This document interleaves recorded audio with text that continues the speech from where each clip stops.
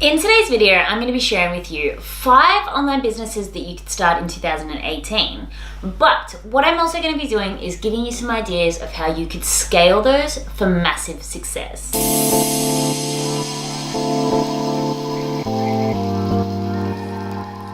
Hi everyone, and welcome back to my channel. And of course, if you're new here, welcome. My name is Erin, and this channel is all about helping you to build the business and life of your dreams. Now, what I wanted to do in today's video was talk about 5 businesses that you can start in 2018. But, not just to make this an ordinary video, because I know there's thousands of blog posts and probably hundreds of thousands of videos with the same topic, and they all probably say the same thing. What I actually wanted to do was to give you some ideas about how you could scale these. There's a difference between just starting a business when you start entry level, you've got no experience and you're kind of just finding your feet, to where the possibilities are, for where you to go. It is a quantum leap, but knowing exactly what the possibilities are for you might help you be motivated to actually put in more of the work now. Obviously that groundwork is necessary, but it's always good to know where you're gonna go. So if you like the video, then I would very much appreciate it if you gave it a big thumbs up. And of course, if you are new here, then consider subscribing. I put out new videos every Tuesday and Friday. All right, so the first business idea that we're gonna speak about, obviously, is coaching. Now, specifically, I'm not gonna talk about business coaching, life coaching. This is just coaching as a whole. Now, the first thing I wanna address with this one is the age-old question that I get asked all the time and that I see so many debates going on in the Make Collective group about is, do you need a certification to coach? My hard, strong opinion on this is a no, unless there is certain legalities and certain insurances that are involved with your particular niche. That comes under things such as medicinal, nutrition, personal training, and things of that nature. Legal, if you're teaching someone to be a lawyer, if you're teaching someone to be an accountant, there's certain types of accreditations that must be in place for you to actually work with those people. But any other type of coaching, I firmly don't believe that you need any type of certification. Certifications are amazing because they teach you things, but you can learn all of that online. I myself have a degree in business, and that's why I teach business. But everything that I know, I could have learned through my experience, or I could have learned myself online through courses and coaching and mentoring programs. I don't necessarily think having a piece of paper that says, I learned how to ask questions for 4 years, is going to give you the skills, the expertise, and the results capability that you need as a coach. The only thing that's going to give you that is experience. So don't waste your time, don't waste your money. If you're thinking about coaching, you're much better to invest in a business coach or someone who's actually going to teach you how to coach, and then work for free for a little while, get some experience, and that's how you can really grow your business. If you're committed to learning in no matter what niche, no matter what profession, no matter what industry, then you can succeed. It's all about knowledge and applied.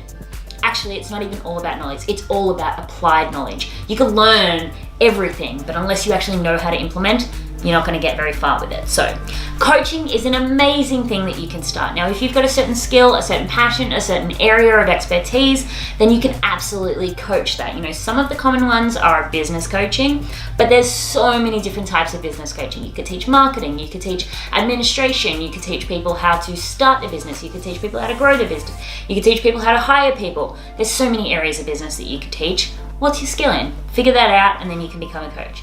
You could be a life coach, a manifestation coach, a relationship coach, a single person coach, an independence coach, a conference coach. Honestly, the coaching ideas are limitless. Really, just you need to figure out what value do you have that you can give to people. What's something that you know that a lot of other people don't, or what's something that you're committed to learning, and then go from there. Build your business around that. So coaching's amazing, coaching is huge, and where can you go from there? Coaching is extremely scalable when you move into the passive side of coaching. So when you're starting out, it's very active, it's very, I'm trading time for money, I'm working with clients on a call, on a Skype call. But when you move your business to passive types of income, Marie Forleo and her B School, she launches that once a year, has 1,500 intakes and $1 million intakes basically. When you move your expertise into more of a course or more of a guide or more of an academy or something like that, then you can really get more people in the door for less work. You want to talk about laptop lifestyle, you see people who are living on a beach or doing all of this amazing stuff. It's because they're making money passively. And coaching is a really great step into that. And there's infinite ways that you can scale your business when you're working with passive products. So coaching is a huge one, and the way to move from there, the way to scale from there is to create passive products. My next example is if you wanted to do some type of, virtual assistant, graphic design, web development type service. So this is more like freelance work. Maybe you're a photographer. So a freelancer, let's categorize it as a freelancer. Now, obviously you need a certain set of skills in one of those disciplines to be a freelancer in that area, but it's not to say that you can't start learning now if you had an interest in them. So just because you didn't study photography at school doesn't mean you're not an amazing photographer. It doesn't mean you're not like Peter McKinnon, who didn't actually go to school for photography but worked in the industry for years and now obviously has an amazing channel on that. So you can absolutely get those skills, but provided that you can show that your work is good, of value, it's quality, then you can start a business providing those services for people. And where you can actually go from there is, first of all, you could do passive products as well. You could create LUTs, you could create presets, you could sell your photography, you could sell your photography for commercial purposes, you could sell your photography to other businesses. If you were a virtual assistant, you could create courses to train other virtual assistants. So you definitely can go from there in the passive route as well, similarly to coaching. Additionally, what you could do is you could even set up some type of school, some type of business. So you could set up a school where you taught other people how to become a virtual assistant or how to become a photographer, online. Or you could set up a service where you hire a whole bunch of freelancers. So you could hire like 10 VAs and it's almost like you freelance them out. So you're doing the marketing and all of that to get the business to get their services in front of people, almost like you're a directory for freelancers. You could even hire them as staff and they could do the freelance work. They could do the VA work for you, or it could be more of a directory with the freelance. But you could definitely set up some type of business where you're helping people to gain exposure because you've already built the business up, you've already got the audience up, and then from there you're actually not doing any work yourself. Obviously you have the CEO kind of management stuff. You could even hire staff for that as well. But the groundwork, the actual VA work, photography work, web design work, graphic work could be done by other people, either by a directory or either by you owning the business and having the VAs work for you. So that's another idea for how you can actually scale that business up as well. The third thing, and this is, you do have to have a particular skill for this, writing as a skill, is that you could write a book. And I think the opportunities that can come from writing a book are endless. You could get more book deals. You could obviously become a New York Times bestselling author. And don't say it's impossible, because it's not, because people do it all the time. You could have a speaking career. You could teach other people how to write. You could potentially get your books turned into movies or documentaries or shows. You could write for television. You could write for plays, if that's the kind of route that you were going down, the kind of fictional route. But whatever it is, you can get more book deals, and the more that you grow your audience as an author, the more that your book, this one little book that you might have self-published on Amazon, the more that grows and your audience grows with that, the opportunities will open up from there. So categorizing yourself as a published author, who cares if you published your book yourself, you're still a published author. If you're someone who's actually published and sold books, you're a published author. So if you can write a book, whatever that may be, on whatever topic that you want to talk about, then from there you could do TED Talks, you could do, as I said, public speaking, you could do events. Anything around that subject matter of that book, you could hold events in. So classifying yourself as a published author is a really great way to scale your personal brand. But all you simply got to do in 2018 to get yourself to that stage is write that book. And my next business, and I'm going to say business, that you can start in 2018, I'm going to talk about YouTube, but this kind of classifies podcasting and blogging as well, but I'm going to talk about it from a YouTube sense. You can start a YouTube channel, and yes, that absolutely can be a business. A business is anything that solves a problem and makes money. So right from the get-go, even if you've got 0 subscribers, if you can find a way to make money, you can absolutely start a business as a YouTube channel. There's so many different ways that you can make money from having a YouTube channel. And I've spoken about this in a previous video. I will link it somewhere on the screen or in the description below.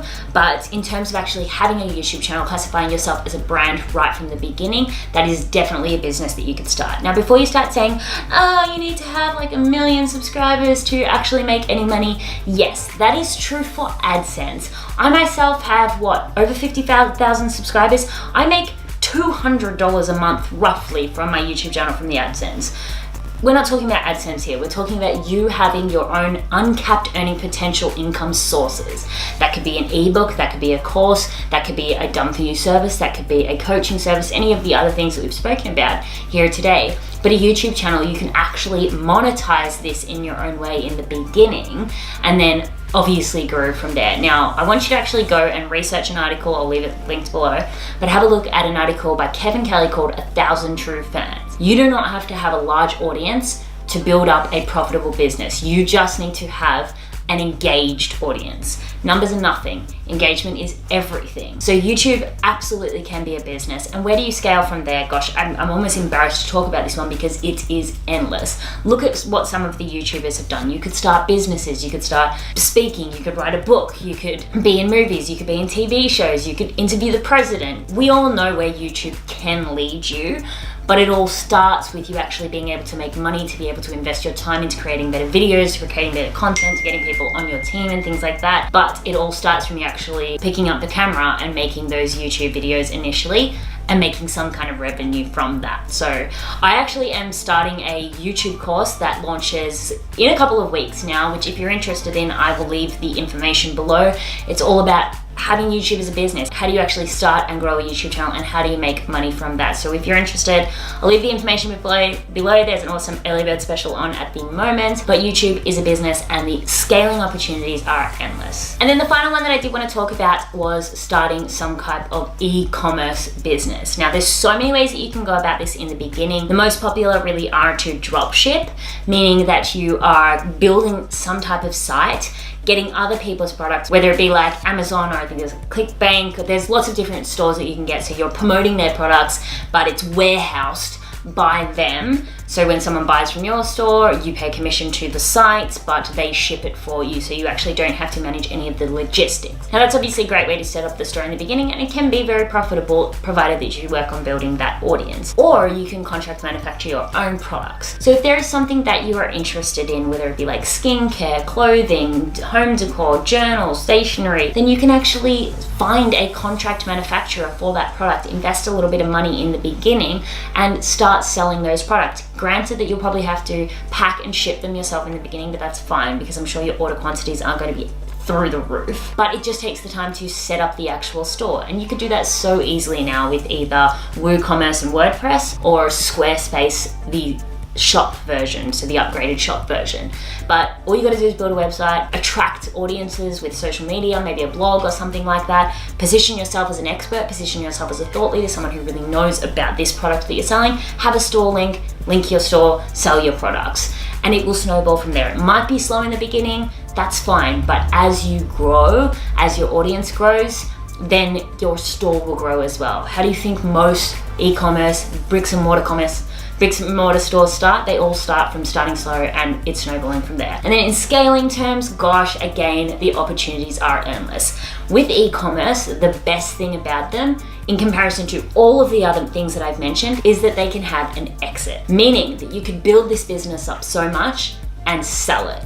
Provided that you've got no emotional attachment to it. How people become, billionaires overnight is that they build businesses up and then they sell them for an extreme amount of money and then they obviously reinvest into something else.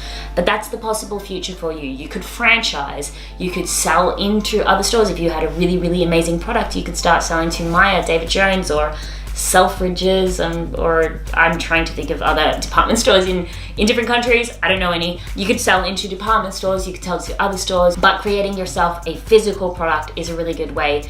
But the only problem is it does obviously require that initial capital, just a little bit of money to get you going. Try to find a manufacturer that has a low MOQ, minimum order quantity, is my advice on that. So I know this was a long kind of rambly one, and granted, I know a lot of people aren't actually going to be interested in this. I really, really hope that that gave you an idea of things that you can do this year to start yourself to a journey of ultimate success. It always takes work in the beginning, but knowing where you can start and knowing where it can lead you and having a clear visual of that journey is a really, really good place to start in all of this. Like, understand that if you want to get to this kind of ultimate success, laptop lifestyle, freedom, girl boss lifestyle, you have to do that groundwork. Think of even the Girl Boss movie, I was going to say book. She started selling on eBay and then scaled from there. Scaling is the word for growth. So think about it in terms of that. I hope that this helped you, give you some ideas of where you could be and where you could go. If you do have any questions about anything that I've spoken about in this video, please do leave them in the comments below. I'm happy to type away and give you in-depth answers to any questions that you do have, because obviously I can't cover everything in this video. I hope that was helpful. Thank you so much for watching. If you stayed to the end, you're a legend, you're a hustler, you're gonna make it big, you're gonna be ultimately successful because you've got persistence and patience. So thank you so much for watching, everyone. I'll see you in the next video.